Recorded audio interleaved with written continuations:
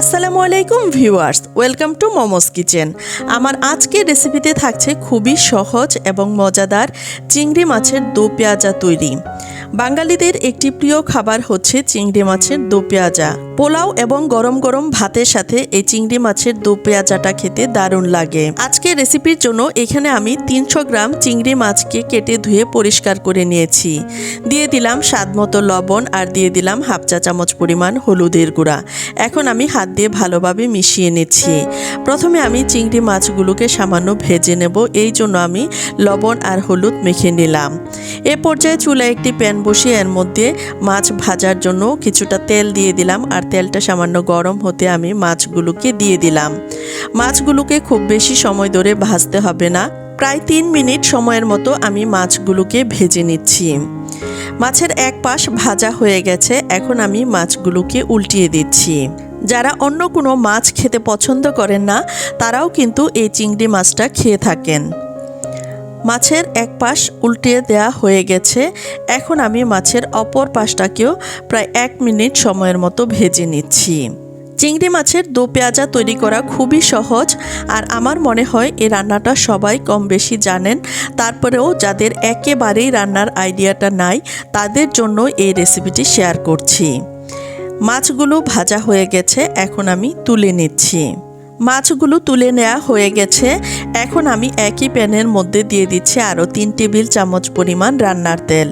এখন দিয়ে দিলাম বড় সাইজের 2টো পেঁয়াজ কুচি, তবে আপনারা চাইলে এখানে পেঁয়াজের পেস্টও ব্যবহার করতে পারেন।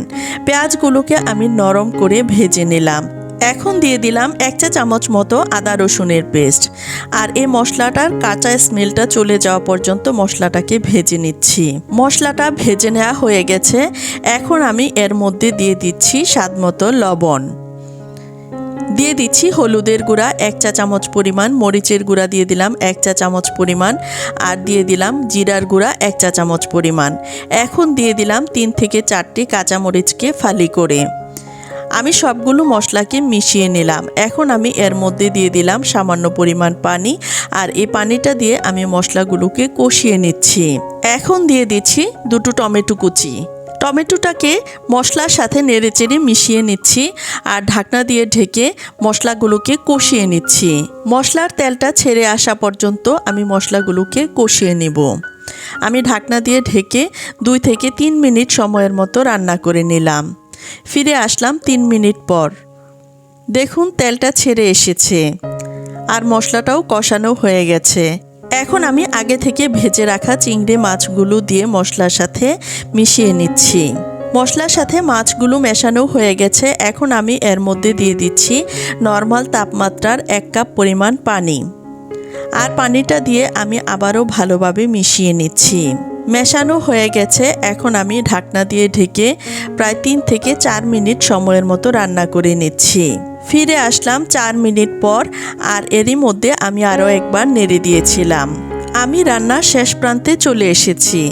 এখন আমি এর মধ্যে ধনিয়া পাতা দিয়ে দিচ্ছি, আর ধনিয়া পাতাটা দিয়ে 1 থেকে 2 মিনিট সময়ের মতো রান্না করে নিচ্ছি।